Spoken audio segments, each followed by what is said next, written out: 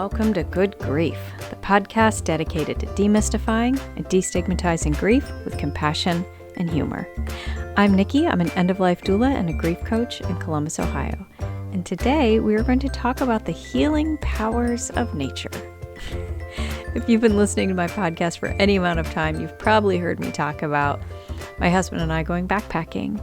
It's something we very much enjoy, something we love to do, and we've both been pretty avid hikers for a good chunk of our life.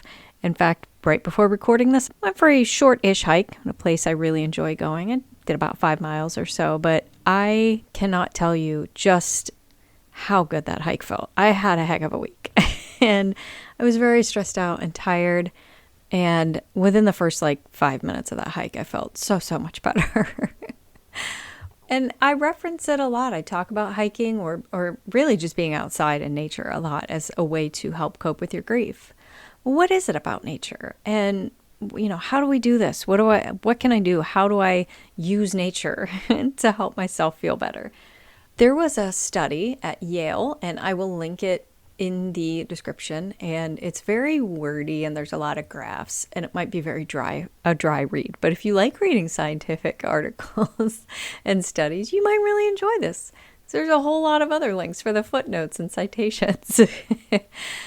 But basically they was talking about benefits of spending time in natural environments and how it benefits your health and well-being. The bigger question is, how long do you need to spend outside to start feeling the benefits? So anecdotally, I talk a lot about how I go for a walk every day.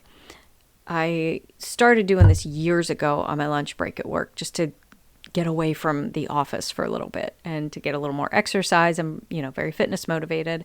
So I would go for a walk. I'd walk 2 to 3 miles every day on my lunch break. And I continue that. When COVID happened, I just started doing it in my own neighborhood. And, to this day, I try to get outside every single day. And according to the study, the amount of time that seemed to show the most benefits was about 120 minutes per week. So it's about 2 hours a week. And this, obviously, your mileage may vary, literally, if you're walking. But your amount of time might be different. Maybe a little bit less will be great for you. Maybe you need more. It'll absolutely depend on you as an individual as to the length of time. But that's just what this one study highly recommended. And this was a study of over 20,000 people. So it wasn't a small study. It wasn't skewed. I didn't look into the funding. And that's one of those things you should do, is see who funded the study to see if it's swayed. Anyway, doesn't matter. But they studied this and they found, like I said, that people who spend about 2 hours a week in green spaces, either just local parks, other natural environments, had reported much higher senses of good health and psychological well-being than those that did not. And for whatever reason, the study seemed to show that was kind of like, it says in the article, 2 hours was a hard boundary. And it's very interesting that they showed very little to no benefits for people who didn't hit that 120-minute mark per hour, that was fascinating to me, but that's not why we're here. We're here to talk about why this is so good for us. Well, there's a lot of different reasons. So again, I'll just use myself as an example. This is just anecdotally. Like I said, I go out every day. At some point in the day, I also try to, it's usually on my walk when I'm, on my way out or on my way back, I make an effort to stand outside and, kick my shoes and socks off, even in the winter. Yes, I run hot. I melt through the snow. But I try to connect my feet to the ground, like the bare earth, it gives me a sense of grounding. And I can't quite explain it, but it just makes me feel connected to the world around me, which can be huge when you're stuck in your own head. And that's a problem with grief. I talk all the time about grief being very isolating. It can make you feel so completely and utterly alone. And to just feel physically connected to something much bigger can really, really help. And it might take a little bit of mind work too to, be mindful about it. If you go out and you want to touch the ground or touch a tree or something like that, to just imagine, like, close your eyes and just imagine how you are just physically connected to so many other things, just the whole ecosystem of the earth in general. So let's talk about what it is. Like, what's going on here? Why is this connection with the world and nature as a whole helping us in our grief? Well, there's a shift in focus. For example, if you decide to go hiking or go for a walk, there will be a shift in focus simply because you are focusing on where your feet are going. Are you on the trail? Are you not on the trail? You're looking around you to just make sure you're going the right direction, things like that. But after time, you start seeing the things around you. You start noticing the trees or the desert or wherever you are. You start noticing all the little things around you, and it just kind of shifts your focus a little bit, kind of realigns your attention into something outside of your own mind. Okay. There's also, hear me out, there's a little bit of comfort and a sense of smallness. Okay, I know that sounds weird. And you could go the other route and say, I'm so tiny and insignificant, what does anything matter? But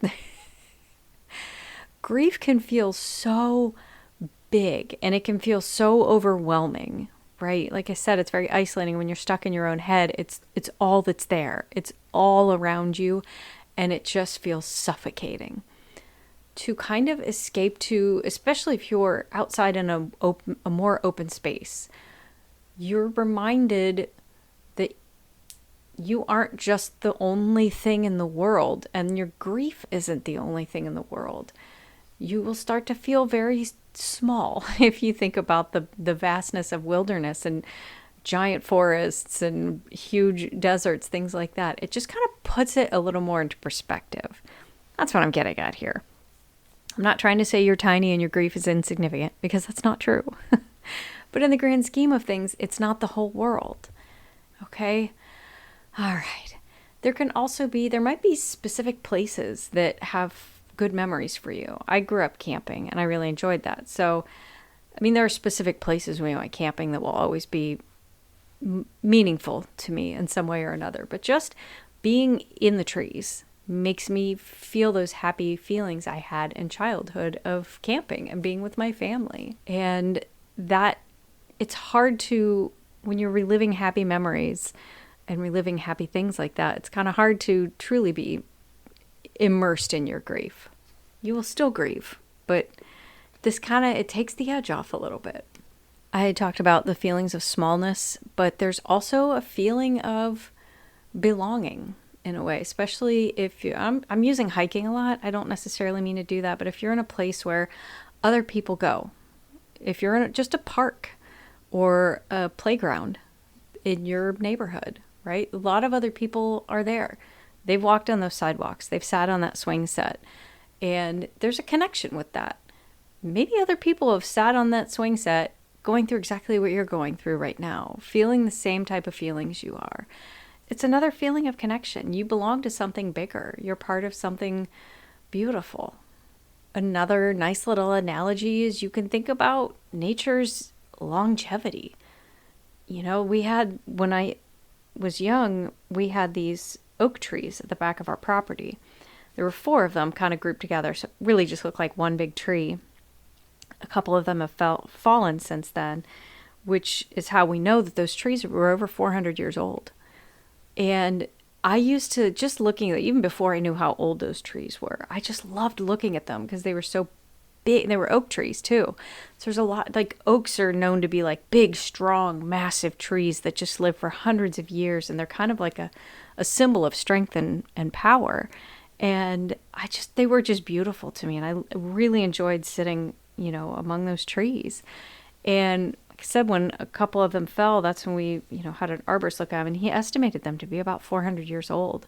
So looking at something like that and knowing just how nature can persevere, that can kind of remind us that we will too. Nature has gone on and on. I joke all the time with my husband when we go hiking. If I didn't bring my trekking poles with me, sometimes I might find a stick I can use to kind of help with my balance. So I'll have like a walking stick. And then when I am done with the hike, I'll leave this stick there in the woods. and we'll joke about how I took the stick away from its stick family. Or, I took the stick on an adventure and now it has a whole new life.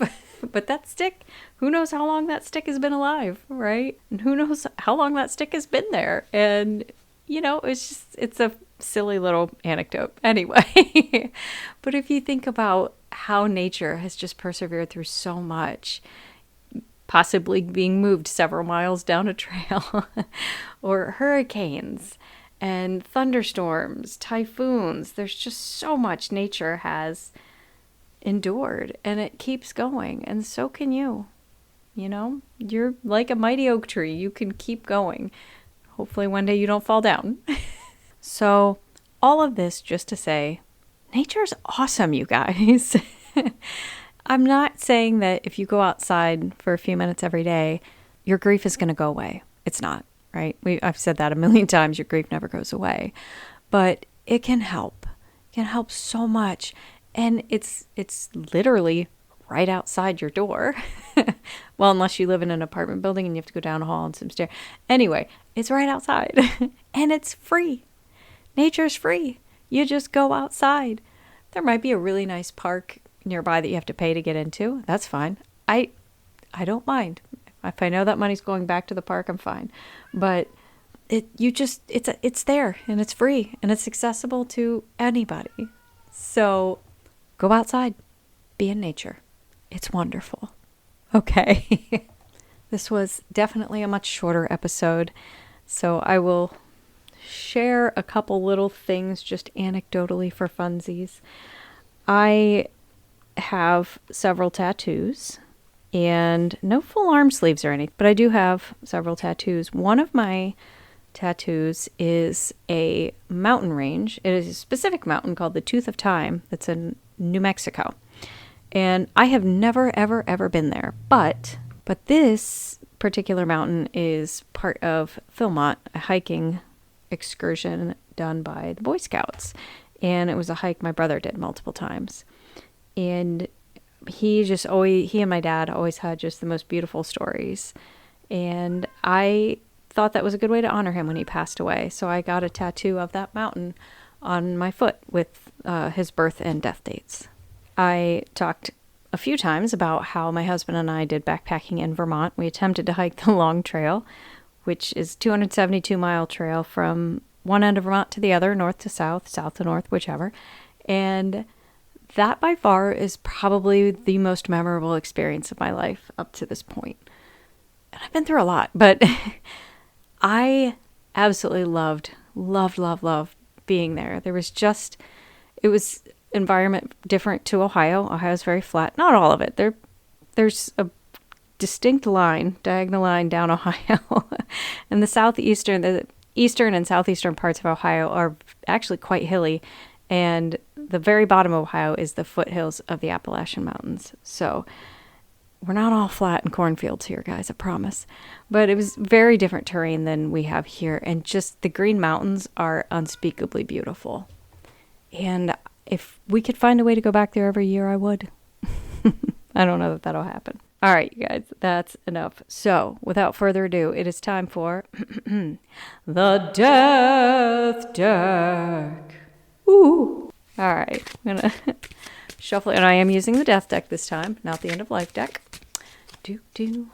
All right, pull a card at random. Okay. This is another multiple choice one.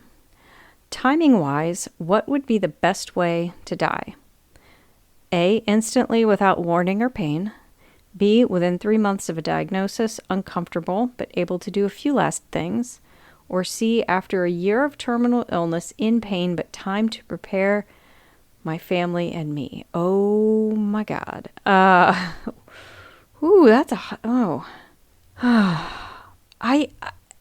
obviously this will be different for everybody, so I'm super curious your answer. So please come to my Facebook, Instagram, whatever, and tell me your answer to this, because I'm achingly curious. I don't know if I can answer that myself, because part of me wants to say A, because I don't want to suffer, right? None of us do. But man, to just be gone in a blink of an eye, to not have any preparation sounds icky. I guess I'd have to go with B then, kind of right in the middle within 3 months of a diagnosis. It still feels real short, but obviously we all want more time. That's kind of a big no duh. But I guess I'd have to go. It's really hard to say. I'd love to have time, obviously, but that's just it. This is why I talk about things like getting your advance directives together now. But also just get your affairs in order and don't hold grudges, you guys. Live your life. You don't have to YOLO every single day, but, none of us are guaranteed tomorrow. That A could happen. So, yeah, anyway, I guess that's just a long way of me saying B. Final answer. All right, you guys. Thank you so much for tuning in. Please, if you appreciate this podcast, tell a friend. Post about it on your social media. Better yet, leave a review with a rating, preferably 5-star, but I'm not going to be picky. If you review my podcast, more people can find it. So do that. That'd be really nice. You can also support me by becoming a Patreon. If you go to patreon.com/Nikki the Death Doula, I've got 3 different levels, and you can try it for free for 7 days. So that's pretty cool. Patreon lets you do that now. So you will get access to this podcast a week ahead of time and ad-free. You get grief affirmations sent to your email twice a week, which is super cool.